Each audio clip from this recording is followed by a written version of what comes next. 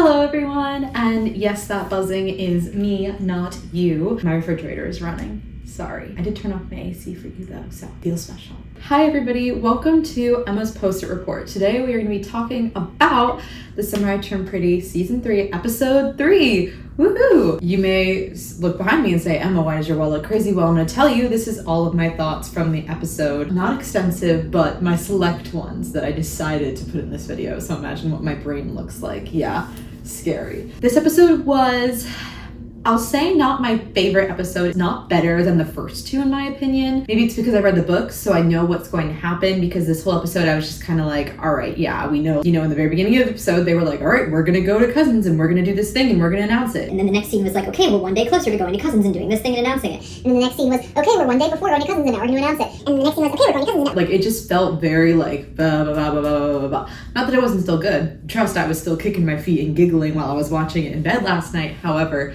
those are just maybe a bit of my notes. And again, like I said, I already read the books, so like pacing wise, I think I kind of knew what was coming and I was just expecting it. So maybe it was better for people who hadn't read the books. Here are my opinions. Let's start with number one. Birds of a feather. Yes. I think it was so sweet. Like, you hear it coming in and you're like, oh yes, this is so perfect. I love the song, the context, no. Because I don't think they should stick together, actually. They might be, I mean, they're not even birds of a feather. Because she's not a cheater, you know what I mean? She's not a cheater, so I don't think they're birds of a feather, but maybe that's just me. I don't think they should stay together, actually. I think they should stay away from each other. Pile them up on my wall right here once they're done. Immediately product placement. Ollie's sleep. They just had it right above his bed rest. And the thing is, I know that man does not need sleep medication. You know who does? Conrad. I would bet my bottom dollar that Conrad is taking Ollie's sleep to go to bed at night because he's so haunted by the ghosts of his past. Jeremiah, a freight train could run through his dorm room and he'd be out like a light. I know that man snores, and I know he just has no trouble going to bed. And that's just something about his aura. Like, I just feel it in my bones that he is just somebody who does not have that kind of issue. He's not the person that you would put this with. Put this in Conrad's room. So Belly gets out of bed with Jeremiah, and he, you know, in the background of the shot is like putting on some little wireframe glasses, which we've never seen him wear those before. I know those are performative. Jeremiah. But you know what? Actually, maybe they're not, because he needs them to see this tiny little ring that he got for her. Like, the rings out of the gumball machines are bigger and better, frankly. They probably cost more money. Come on now. You can't even see it. He's holding it up. This is what it looks like when he's holding it up, because you know what? I'm not holding anything in my hand and it looks the same because it was so small. And Belly was so excited to take that ring. Why was she so excited to take that ring? She was like, oh my God, yes. Girl, you already, okay, if it was a surprise, maybe, sure. But you already said yes, you know you guys were engaged. Now he's giving you a ring. You know, if he popped out a big sparkler, you'd be like, oh my God, where'd you get the money? But no, girl, this is not something you should be cheering about. It's like, the bar is so low. This man cheats on you twice and then proposes to you with the tiniest ring he could imagine. And you're like, oh my God, yes! At this point, I'm starting even not to root for Belly. All right, Taylor, we see her. What is she wearing? Gray, all gray. Sweatshirt, sweatpants, gray. Taylor is like the epitome of the Gen Z dresser in this show. She's always wearing bright colors. She's always wearing very trendy stuff. So you would find it like Forever 21 or like on your TikTok For You page.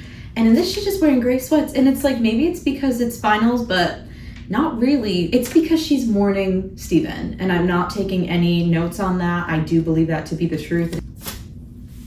Additionally, where the frick is this? Here it is. Okay.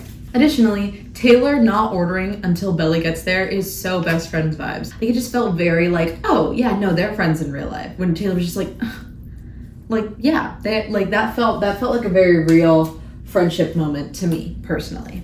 And now Taylor, my girl, she ate down, and I'm gonna tell you why.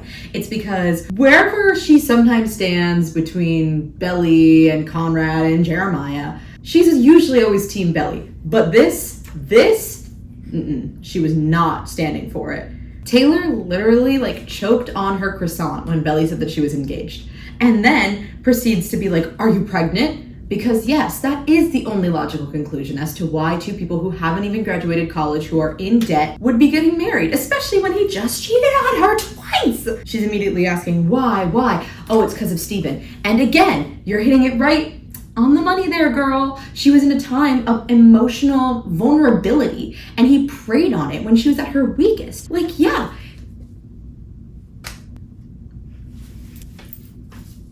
She was in a time of emotional vulnerability, and he preyed on her when she was at her weakest. And yes, maybe it was a little bit of a joint decision.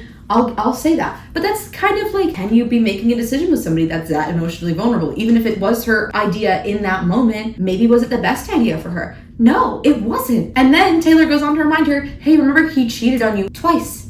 2 times, girl. And Billy's like, don't say it loud enough for the entire cafe to hear. If you're so embarrassed that he cheated on you and you stayed with him, then maybe you shouldn't have stayed with him. Revolutionary idea. Oh no. We're in Steven's room now as he's healing. Slack mention. Laura was like, are you on Slack? Internship girlies unite. Also, I tend to kind of tune out in some of the scenes with the adults, and I know that's bad, but like, I'm a teenager, I'm here for the teenage story. When Laurel was like getting at him, I just was not locked in, unfortunately, which is my own fault, but it's the truth. So while that was happening, I was looking around at the decor in Steven's room. So he had a lot of anime stuff, and then he also randomly had a 10 Things I Hate About You poster on the wall, which I love for him because, you know, that's typically more of like a girl favorite type of movie, but no, he owns that. And I love that because it's also kind of very much him and Taylor's relationship, because they're like, she's always like, oh, and he's always like, oh, but it's only because they love each other. You know what I mean? So I think it's like not a perfect representation by any means. Okay, after Conrad is done running however long of a distance he was running with Agnes, she then proceeds to flame him. Girl, if I had just finished running any distance of, like, and I mean any distance, and then somebody started flaming me after that, after I lost my job, after one of my former best friends was in the hospital almost dying, she would have been pushed in that water. I'm so serious. Now, I like her. However, Evelyn Edgar Never, I need you off my screen. Simply because I'm getting PTSD from watching 7 seasons of Riverdale. And yes, I did watch Riverdale as in linear TV, watch it as in tuned in weekly for 7 years straight to watch that show with commercials on the CW. And you know, Evelyn Edgar Never, like, I would not trust this character. I would not trust Agnes to go anywhere near any kind of scalpel or surgery, because Evelyn Edgar Never ran a crazy cult called The Farm in Riverdale, in which she harvested people's organs for her father/husband, Chad Michael Murray from One Tree Hill, before he took off in a rocket after holding a busload of people hostage. Yeah. Annika, you had your moment last episode when you were like, oh, screw him, he sucks. But now you say, oh, Belly, I trust you to do the right thing for you. Well, I don't trust her to do the right thing for her. We've seen her do the wrong thing for her. She just doesn't seem like she makes the best decisions sometimes for herself. And I don't think she should be allowed to anymore.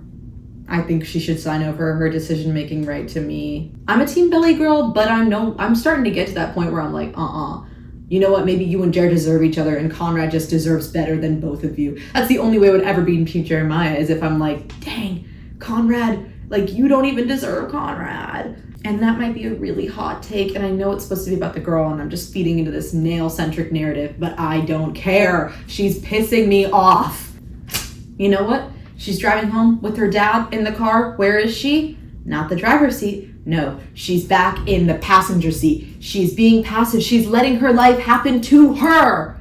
It makes me so frustrated, because it's like, you have been so wronged by this man, and you're going back to him because you don't think you are worth it. That's all that says to me. It's just so agitating, but I don't even know if they meant to do this, but visually, this is what this is telling me, is that Belly, when she was going to college, she was more in control of her life. She kind of had this plan, and now here she is, after finding out that her boyfriend cheated on her, and then choosing to go back to him, and then committing to him being the only man that she will ever love for the rest of her life. That is a passive thing to me, and that puts her back in the passenger seat.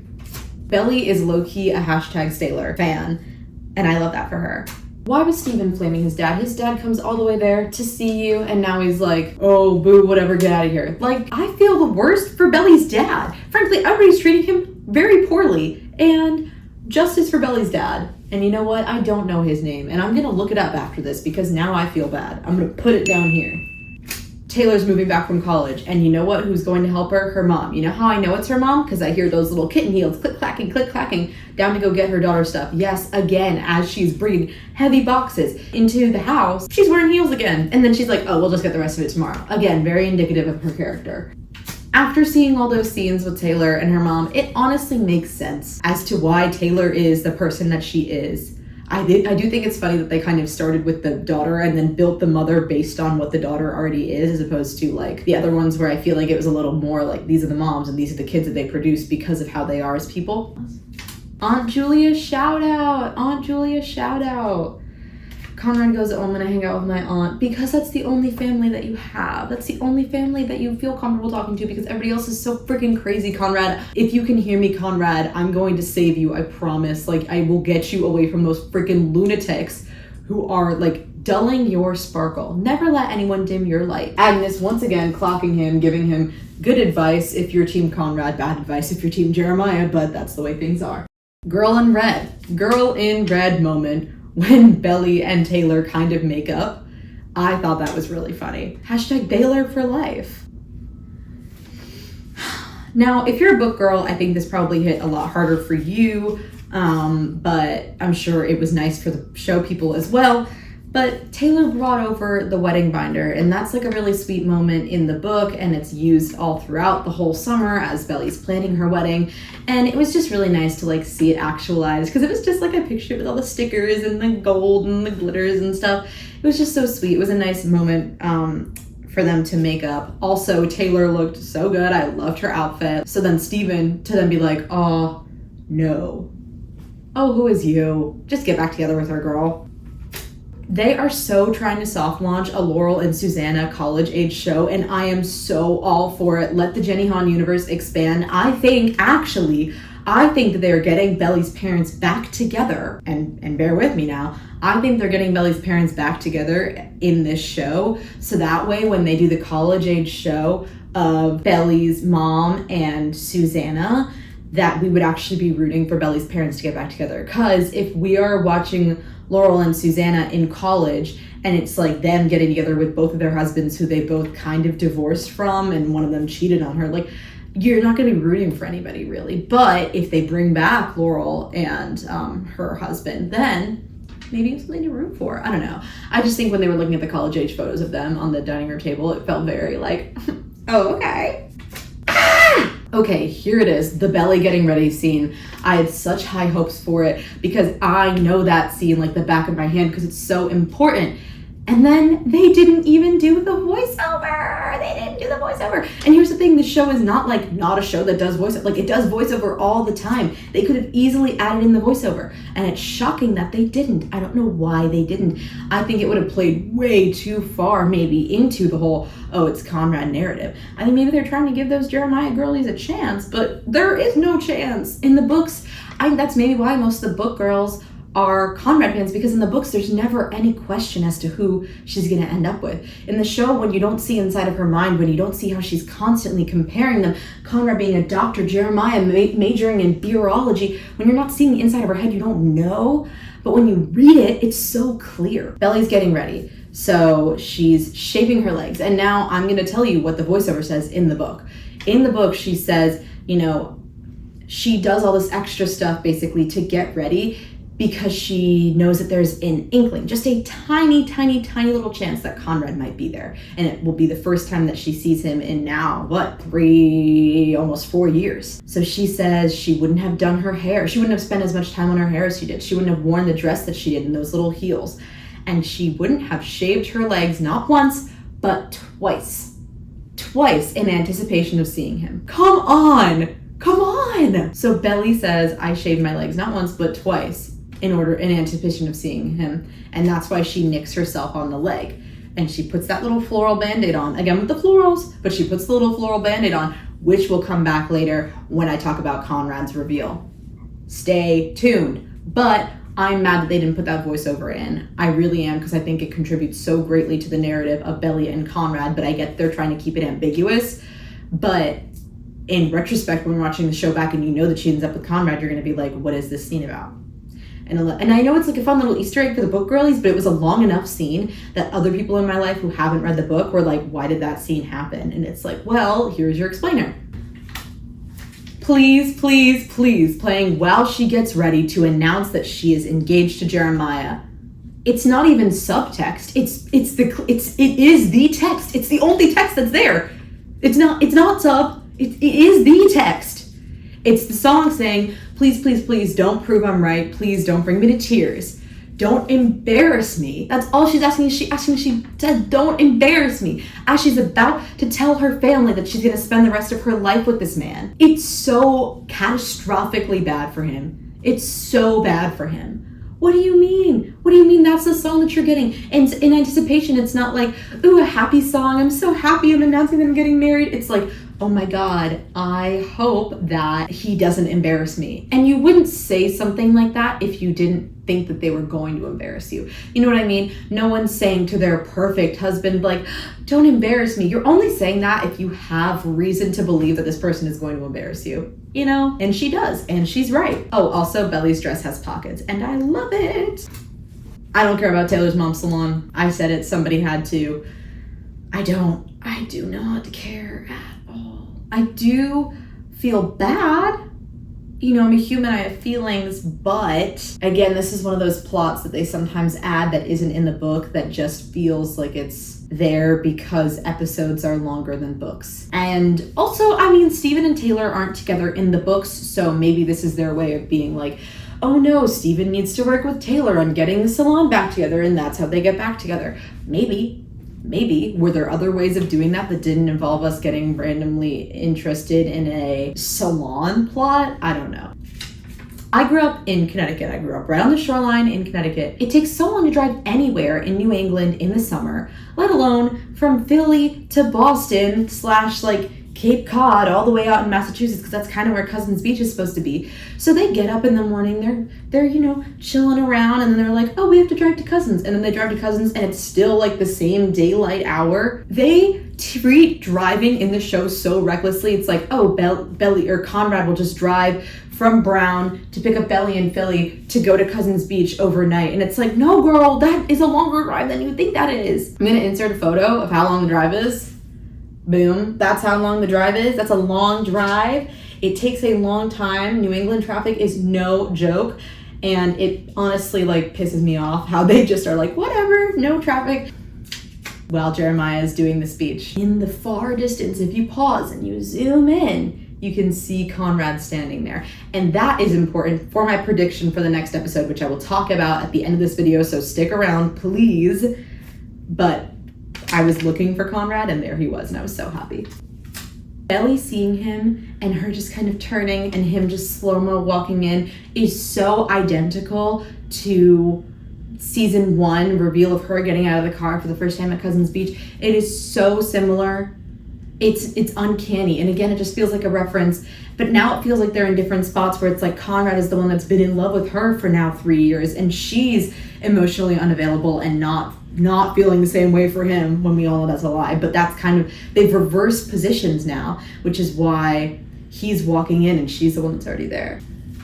But also, she like totally forgets about Jeremiah. The second that she sees Conrad, she is locked in on Conrad. And she is wearing blue. And okay, for those of you that don't know, in the promotions for this season, they used 2 Taylor Swift songs. They used Daylight, where they talked about Jeremiah and her love being golden. And they also used Red, where they talked about loving Conrad was red. Colors associated with Conrad are red. Colors associated with Jeremiah are golden. So when Belly is wearing blue and Conrad is wearing gray when they first meet again after 3 years, it just makes me and other people think about the lyrics of the song Red, where she is talking about losing him was blue like I've never known, missing him was dark gray, all alone.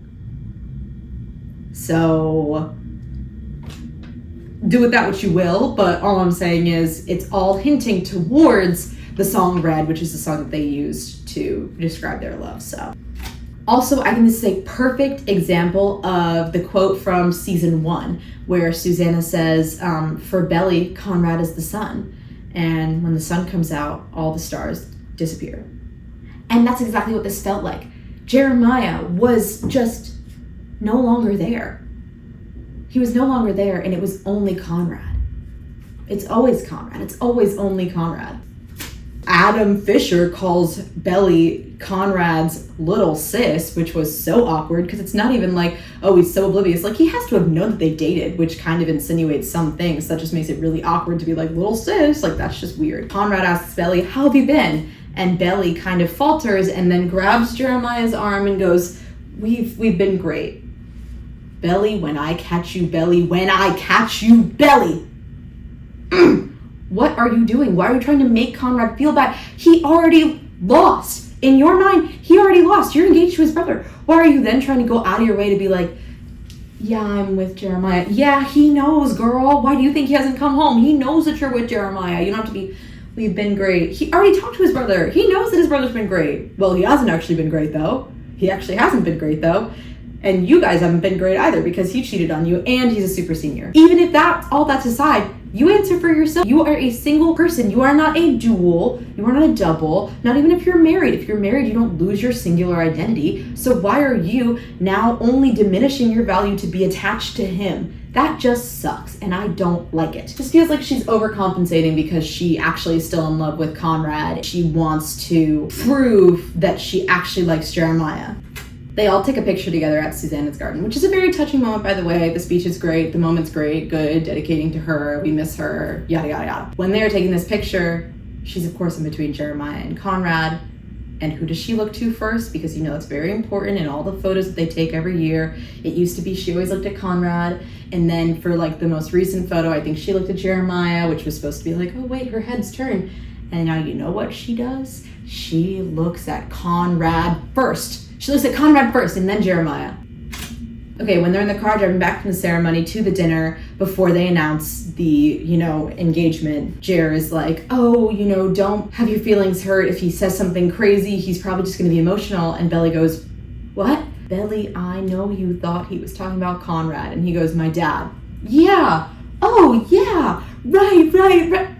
You can't cover your tracks that easily, Belly. You are not that sly. I know you thought he was talking about Conrad. And then even Belly was like, I don't know, we should wait. Belly wanted to wait on the announcement. And she does want to wait on the announcement in the books too. So I don't know why they change it later that she's the one that decided that they should do the announcement. I don't like that. It doesn't feel true to her character. I miss Steven and Conrad bestie-ism. They used to be besties, now they are not. They were asking each other such vague, broad questions about each other's lives because they are so not in touch, and that just makes me sad. It also makes me sad that Conrad has no friends other than Evelyn Edgar Never. The looks that Conrad was shooting at Belly, not even daggers, just like, yearnful, emotional, lustful looks, and she was looking back at him in front of your fiance? That's crazy.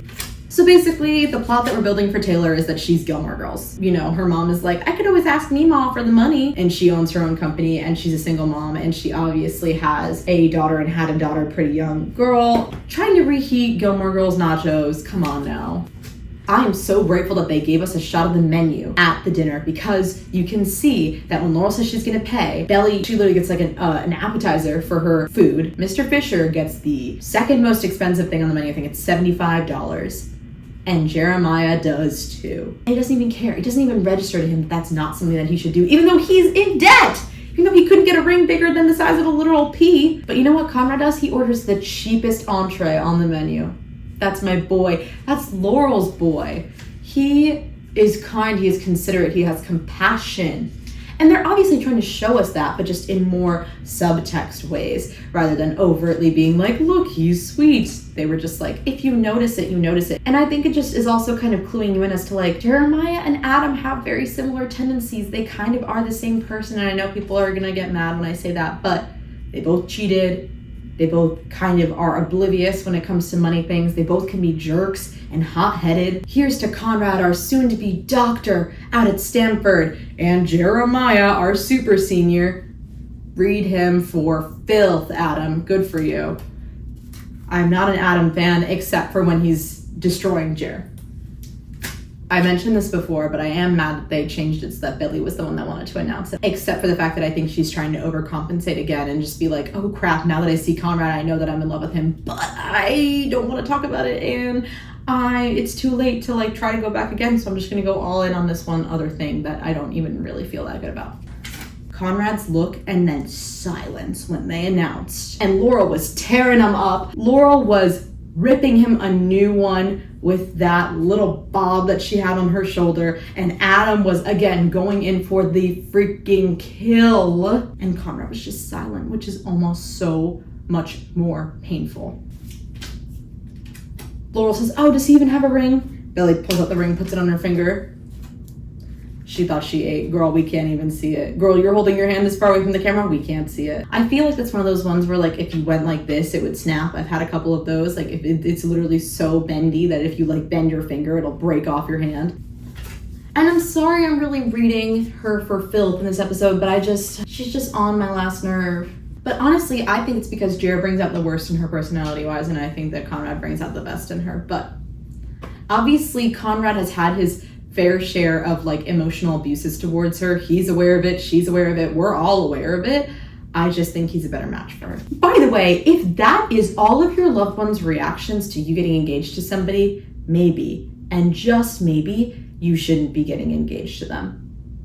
Hot take, maybe you shouldn't be getting engaged to somebody if everybody's going to storm out when you say that you're engaged to them. But Conrad is left standing there alone, which, hey, you guys suck. You know he has issues, and you're just going to leave him standing there alone. But whatever. He's standing there alone. The lyrics of the song that are playing, one final bellyache. Bellyache, you thought you were sly. Bellyache, yeah. I love it. I love it. It is his final bellyache because now she's gone. In his mind, she is gone, and he will never be able to have her. And I just can't wait to see when they pick up the next episode and how his reaction will be. I genuinely hope that next episode is a Conrad POV episode. So, as we all know, last season there was a Jeremiah narrated episode when the episodes are usually narrated by Belly. And it is my sincerest hope that for this season we get a couple, if not at least one, Conrad narrated episode. The first book of the series was all in Belly's POV, and the first season was all narrated by Belly. The second book was half in Belly's POV, half in Jeremiah's POV. And in the season, she narrated most of the episodes and he narrated one. In the last book, it's half Belly narration, half Conrad narration. So I'm really hoping that we get some of that Conrad POV or voiceover in the last season of the show. Because there's a very special moment that Conrad talks about in the book, which, spoilers for the book, if you haven't read it, be ready, feel free to skip. Conrad walks up to the speech as Jeremiah is giving it, and he's looking in the crowd for Belly, to find Belly. And he's standing all the way in the back, which is why I mentioned him standing in the back earlier. And he's looking, and when everybody stands up to start clapping, he sees Belly, but he says that he barely recognizes her. She has her hair done up this fancy way, she's wearing shoes and these heels that he'd never seen, and he barely even recognized her. Which, to be fair, it's been so long. And of course he's barely recognized her. But then he looks down at her ankles and he sees a band-aid on the back of her leg and he recognizes her again. That's his same old Belly, which is just such like, oh, I have goosebumps, guys. I have goosebumps. That's such a good moment.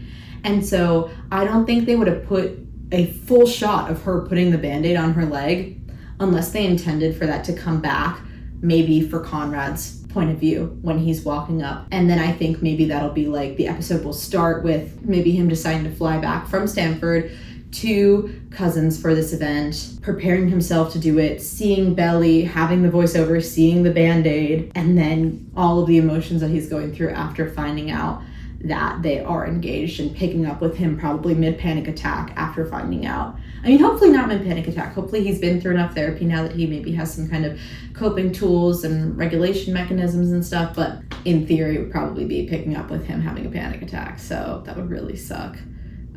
But it would also just be like nice because some people don't give Conrad enough slack, and I do think, well, he has done some terrible things, which I 100% own up to. I think those are things that he's actively working on, whereas Jeremiah, it's never something that he needs to work on. It's always an issue that somebody else made, you know what I mean? Anyway, so that is my prediction for next episode. I'm just interested to see where it goes now that Belly is like trapped in her house. I'm assuming she's still gonna move to the summer house just like she does in the books, but we'll see how that ends up. One last thing I want to talk about really quickly is that one of the posters for the season is Belly standing in the middle of the two boys in a red dress with her hair up. Jeremiah is giving her a kiss on the cheek, and Conrad is standing looking at her on her other side. This poster, obviously it's been out for a while, so people have kind of been aware of like the implications, but just if you don't know, this poster is almost an exact copy of the poster for the movie Sabrina, which is the movie that Belly and Cam Cameron watch at the drive-in movie theater in season 1 on their first date, which is very sweet.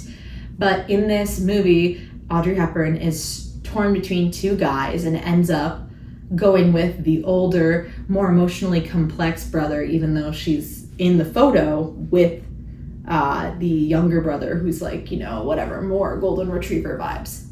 And I just think it's like, again, if you aren't aware, that is very, very clearly 100% spelling out exactly who Belly is going to end up with in the end.